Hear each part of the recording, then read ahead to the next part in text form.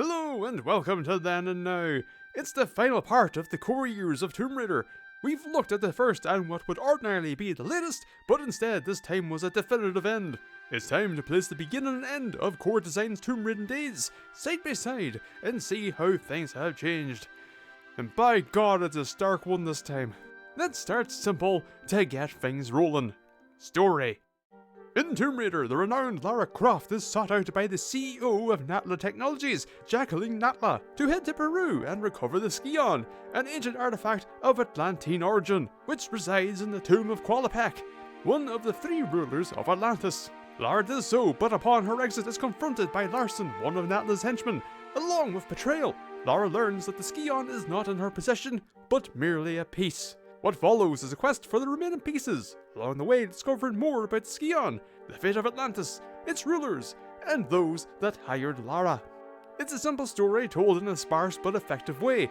It's around enough to establish goals, threats, context, importance, and direction.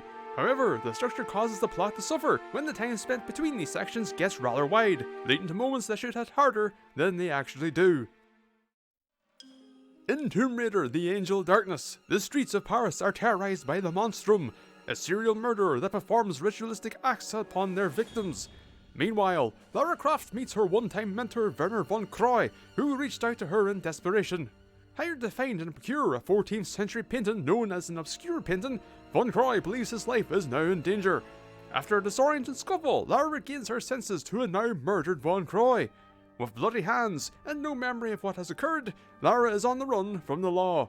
She goes forth to find the truth of Von Croy's murder and the obscure paintings. In turn, she uncovers centuries-old secret societies, the truth of the Monstrum, and a potential harbinger of the end. With constant dialogue and cutscenes, the Angel Darkness tells a disjointed, unfulfilling tale, with subplots quickly forgotten, only to be brought back to be quickly half-resolved. A collection of villains with no purpose or character, greatly ignored until needing to be chucked away, with one's fate completely unresolved by the game's end. This was certainly more. With minimal strict placement, Tomb Raider handily told its story. You learn all you need to know about Lara, the Scion, Natla's origins, motivations and goal, and of course why we go to each location. Is it perfect? No. We go to Atlantis and the game gives us no dialogue or really any kind of pomp and circumstance. If you look at this island and don't immediately go, "Ah, Atlantis," then it won't be until you're 2 levels deep that the game gives you this piece of information. With Angel Darkness, the story has stuff, quite often, with frequent dialogue, cutscenes and notes, but it feels so disjointed and half-told. Probably because it was. Lara's wanted for murder, she gets chased by the police, and they just stop. Did Lara murder Von Croy?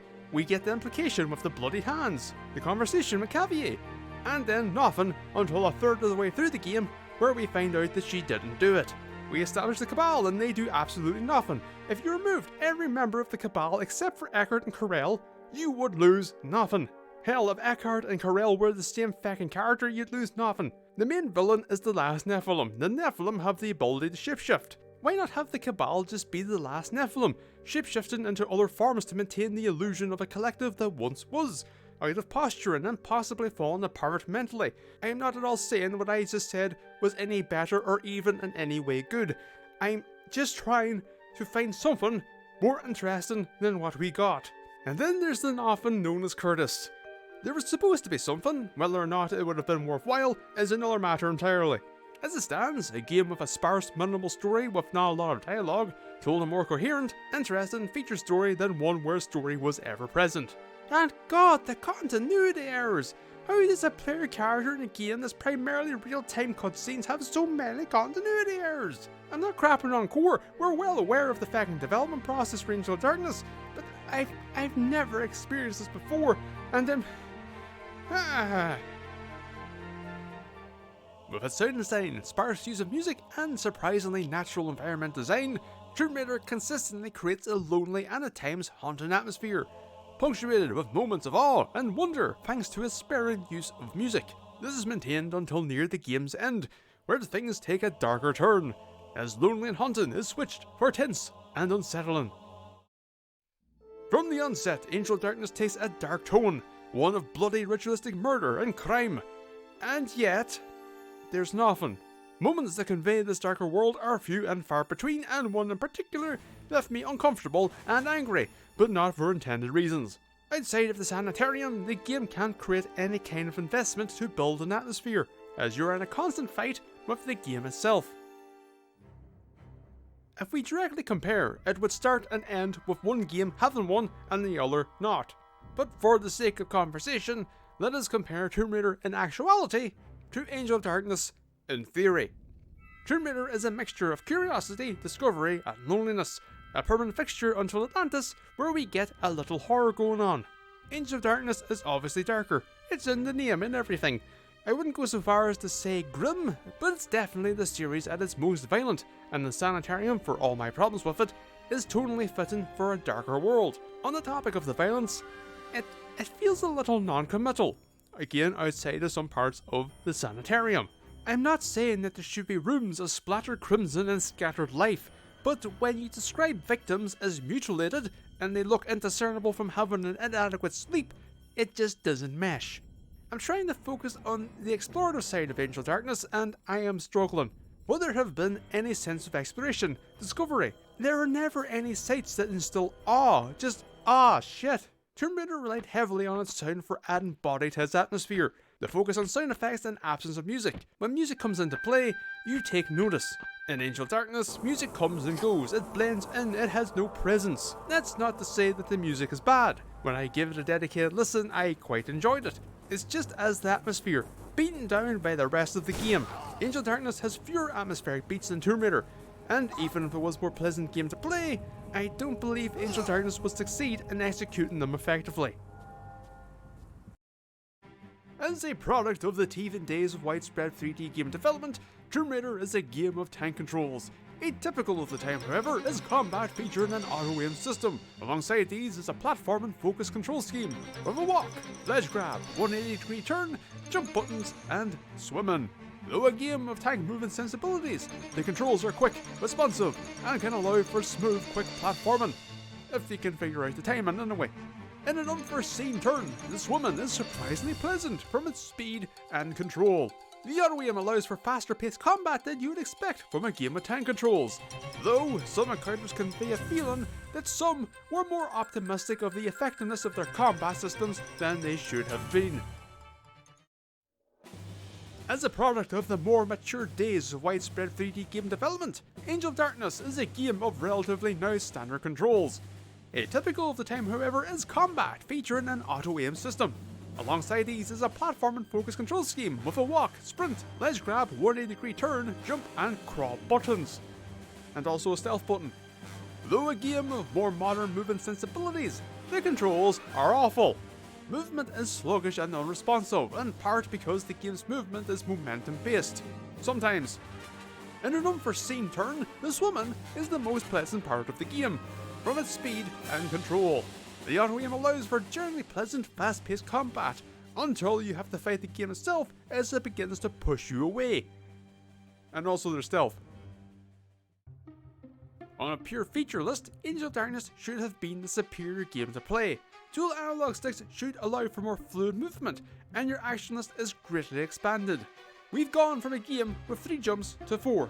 We have 2 versions of a walk, a sprint. We can crawl, which should add some interest in claustrophobic exploration or secret nooks and crannies.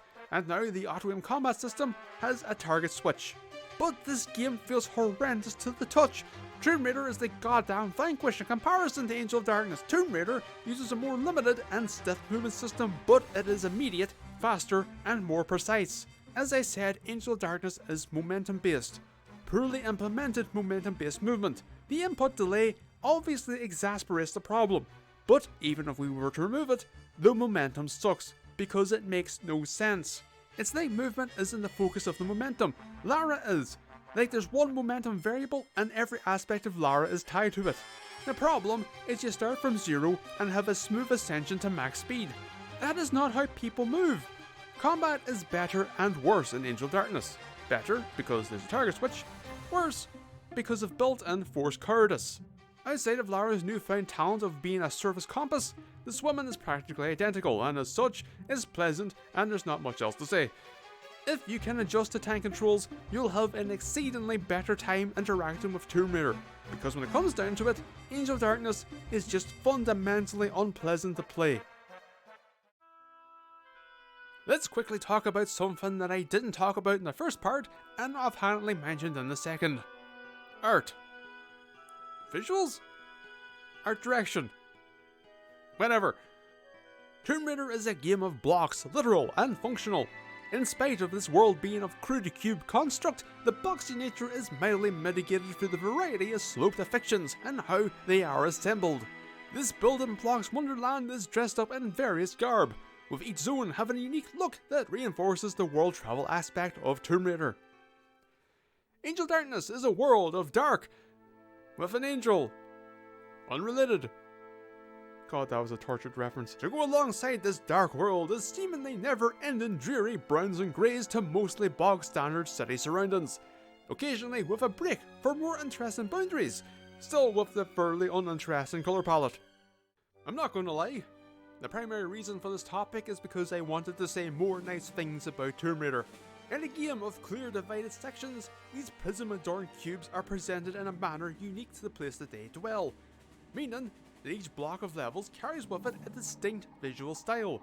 From grey caves with stone, a pale red and yellow tomb, to pillars of clay with tiled walls, to sand, frequent sculptures and the beautiful off-white artful walls, to a dark mine with molten steeples and pools, to corrupted halls of skin and pulsating flesh.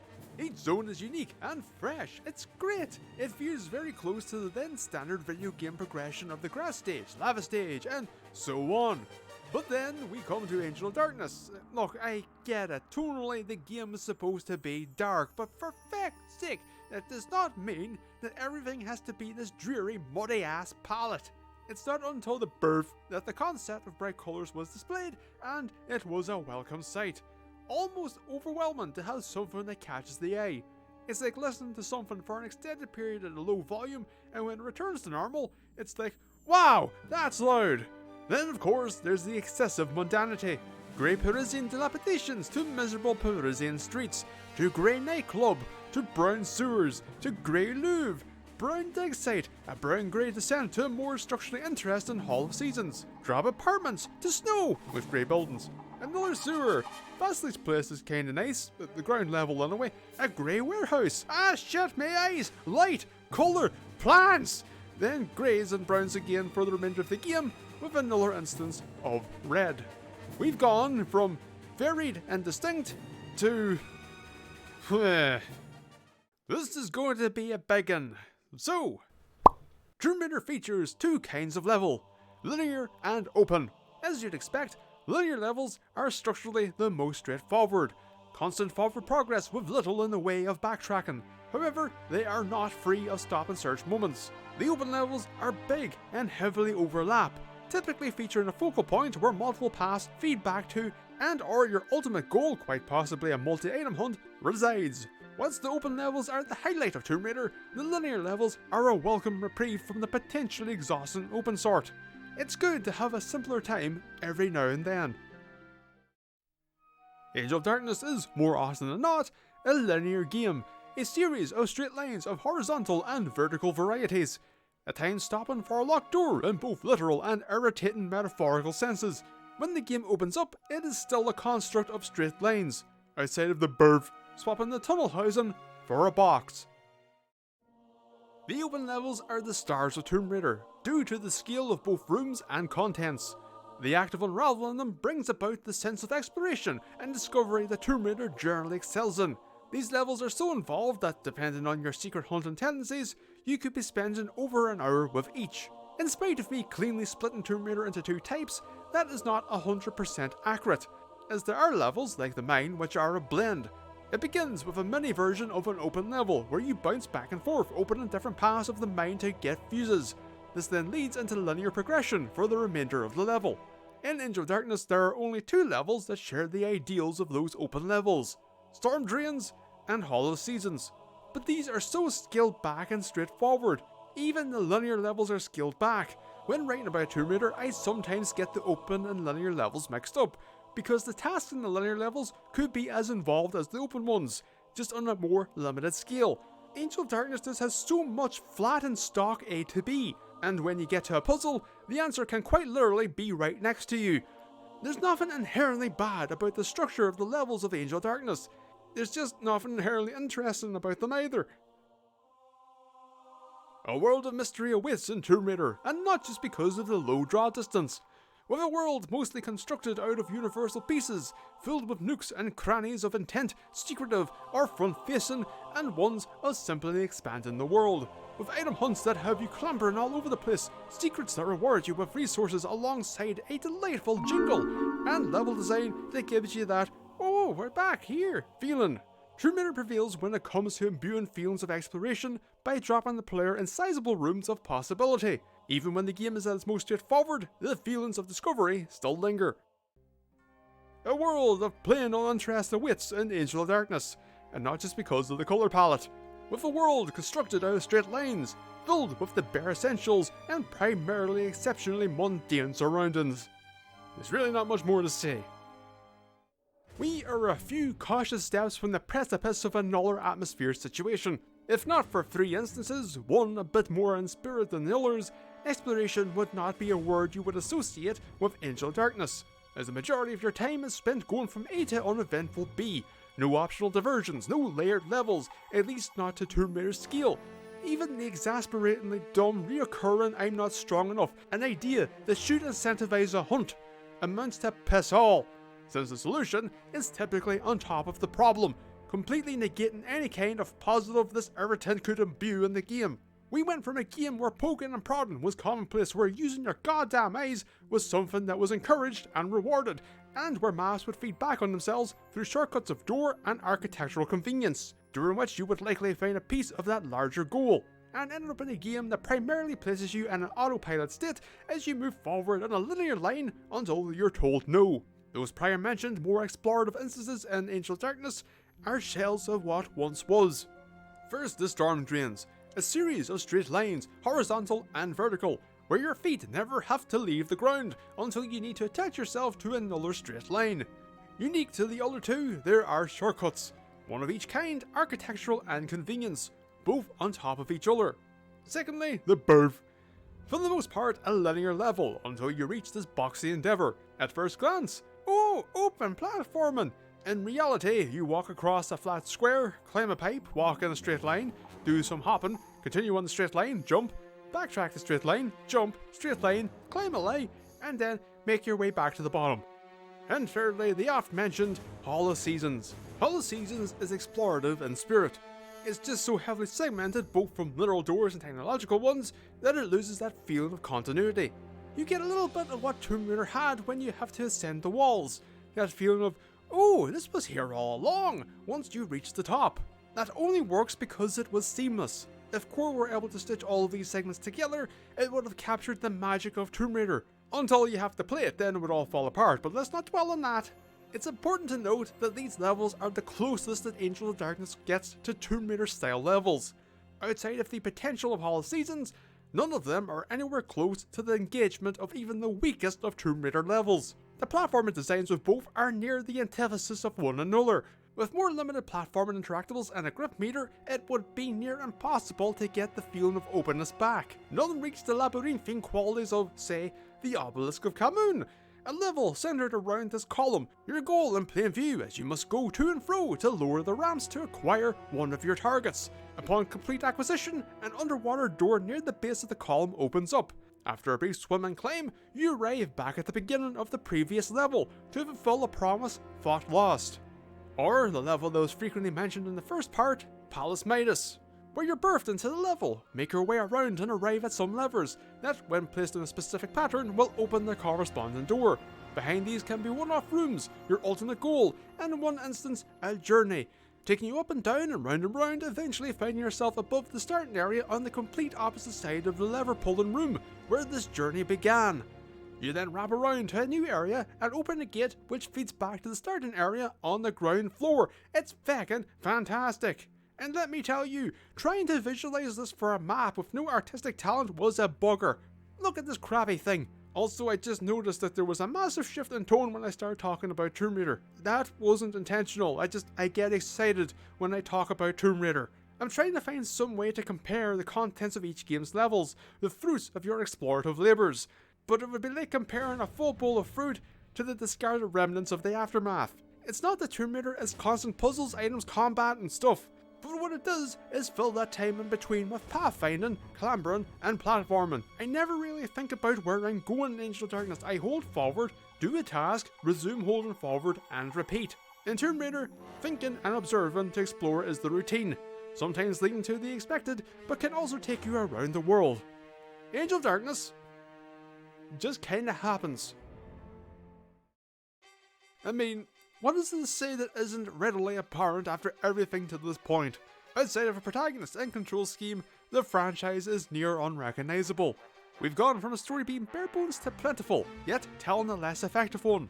A game of tank controls is faster, more responsive and reliable than the more modern variety. Level design has decreased in scope, becoming largely linear and uninteresting. We had constant feelings of curiosity, of exploration, of discovery and wonder to complete absence of all. The only improvement was in the combat, and that's merely because there's considerably less of it. We didn't even get dual pistols for feck's sake. Going from Tomb Raider to Angel of Darkness is like a miserable school reunion.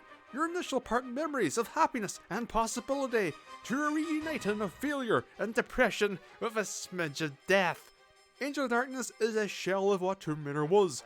I don't know how much is due to rushed development and how much was always on the cards. Would Paris be one of at least 2 hubs?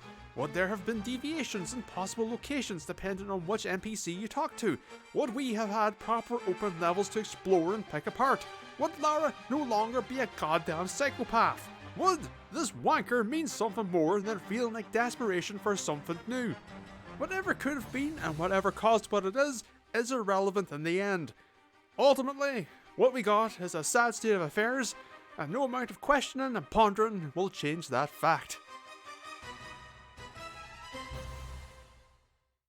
A critical failure barring some outliers, and a sales success, likely through name recognition alone. Post Angel of Darkness, Tomb Raider was Core's no longer, as Eidos instead gave the series reins over to Crystal Dynamics. Core largely fell apart, with many staff just leaving to pastures new, in the form of Circle Studios. What remained was later purchased by Rebellion, with Core's identity and all IP remaining with Eidos.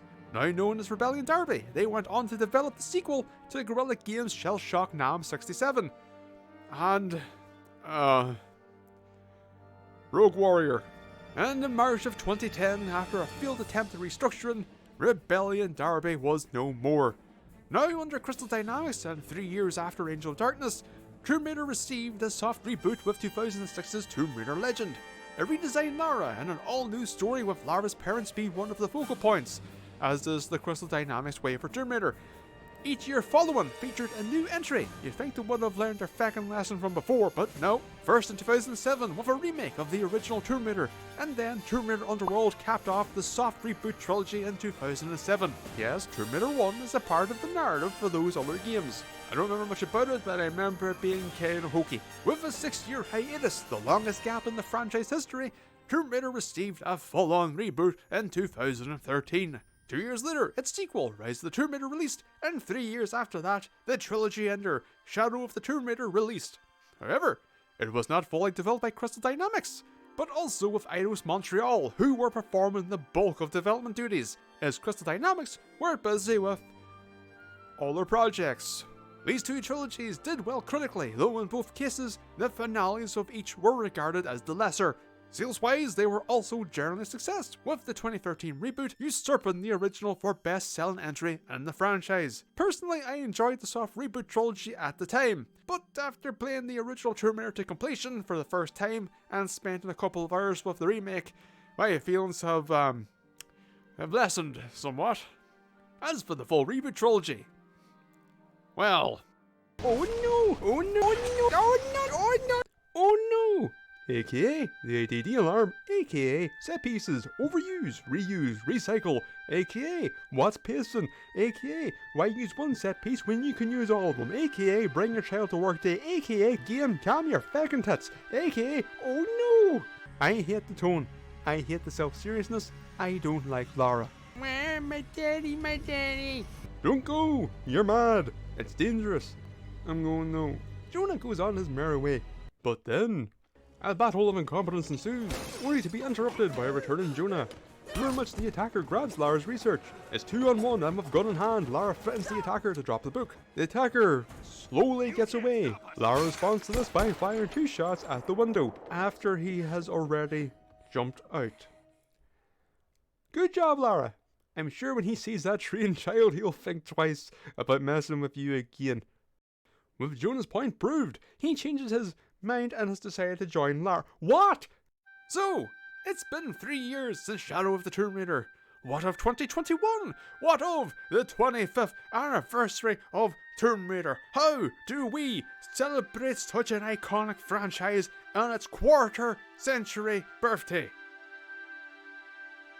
Well, there was a cookbook. There's a Fortnite tie-in.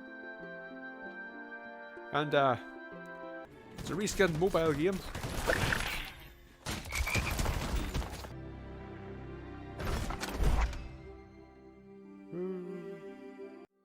Well, that was the core design era of Tomb Raider, and by extension, that was the then and now of Tomb Raider the core years. This has been a journey that's went on for far too long, but we got there in the end. Wherever you are and wherever you may you have a lovely morning, afternoon, evening, or indeed night. Thank you for watching. I'm going to go and catch up on 4 games of diminishing returns. Goodbye.